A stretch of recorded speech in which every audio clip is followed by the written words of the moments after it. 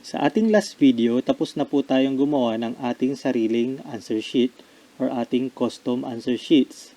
So ngayon, ready na po tayo na makagawa ng isang test or quizzes under our system sa ZipGrade. So balik po tayo ulit sa ating home dashboard para hindi po tayo malito. At gawa na po tayo ngayon ng ating unang test. So paano po ba gumawa ng test or exam setup sa ating ZipGrade? Unang-una, click po natin itong quizzes. After po nyan, since wala pa po tayong available, so mag-create po tayo ng new.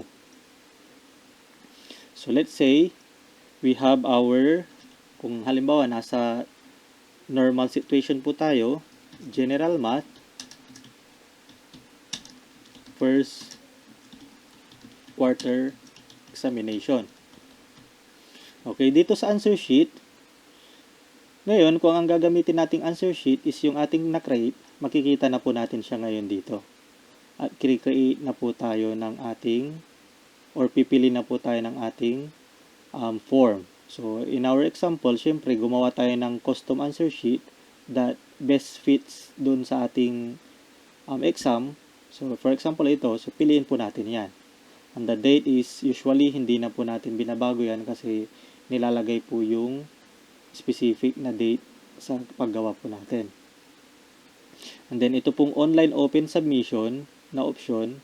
So i-leave uncheck na lang po natin at madidiscuss po natin yan sa susunod na video. And then classes na magtitake po nitong General Math First Quarter Examination. So let's say if we have section 1 and section 2 na magtitake, so i-click po natin yan na dalawa. So kung marami pa po tayong ibang sections, kagaya na nga ng nasabi ko or classes, so mag-appear po sila dito. So ang i-click lang po natin ay yung magtitake ng ating examination na ginagawa po natin. And then, let's hit save quiz. So after po nyan, ito na po yung itsura. Wala pa po tayong mga nakikita na data since kakagawa pa lang po ito at wala pa pong nagsasubmit sa atin.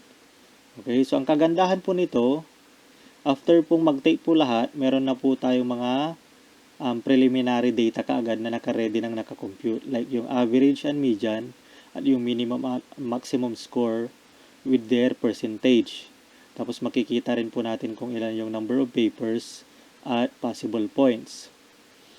So, dito rin po makikita natin itong chart or yung ating score distribution kung gaano nga ba kadami yung mga nakakuha ng matataas, same time yung mga nangamote din po sa ating exam. Okay, after po ng ating paggawa ng quiz or ating test, syempre ilalagay na po natin ang answer key para magkaroon na po ng automation dito sa ating ginagamit na app.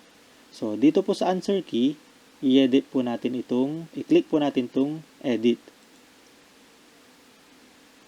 So, as we can remember kanina, so meron po tayo dun sa ating answer or sa ating answer sheet na ABCD na sets or key. So, pwede po tayong mag-add ng maraming key po dito.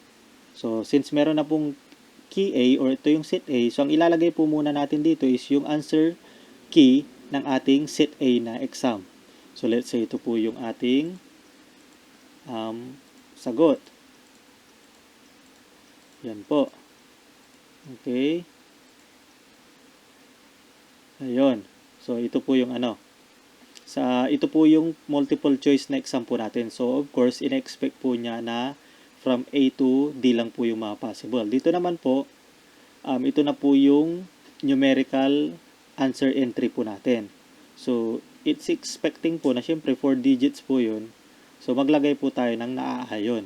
So, 4 digits kasama na po yung negative sign po dun sa 4 digits na po yun. So, for example nga po, negative 300. For example, ito na po yung ating sagot. So, 4 na po yan. Or let's say, sorry dun sa digits, 4 characters. Numeric characters na po. Okay, including the symbol ng negative. So, kung positive naman siya, pwede rin nating ilagay 1,000. So, wala na po. 4 po digits po lahat yan, pero wala na yung negative. Okay, assuming na ito po yung sagot. Okay. So, i-type lang po natin dyan. So, ayan po. Dito po points, syempre, dito po natin ilalagay kung ilang points po yung per item. Okay po. So, kung okay na po tayo dyan sa ating set A, click na po natin tong Save Key. So, after po nyan, nakaprogram na po sa ating system or sa ating test yung key answer ng set A. Ngayon, kung meron naman po tayong set B, click lang po natin itong Add New Key para sa ating set B. And then, pagka-click po natin yan, ito po yung lalabas. Will this new key be mapped to the primary key or will you be providing answers and point values for each question? So, ito na lang po yung ating piliin. Provide answers na lang para hindi na lang po tayo malito. At mag-proceed na lang po tayo or mag-base na lang po tayo dun sa arrangement ng question. Okay, for example na naman po, ito pa rin yung ating mga questions. Ayan. So, this time, iba na kasi another set na ito.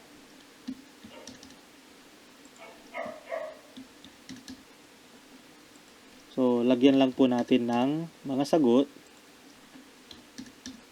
At tapos na po tayo. Same din po. At ito na po yung ating set B or key letter B na answer key and save key.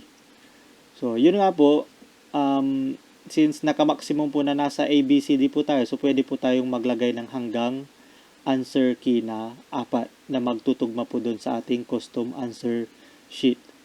Okay po. So, since ito lang po ay video tutorial, so lagay lang po natin ng dalawang set or answer keys na 2 sets. Okay, which is K A and K key B. Okay? Ayan po siya. And after po nyan, mag-back to quiz na po tayo para ma-check na po na meron na po tayong number active keys which is 2.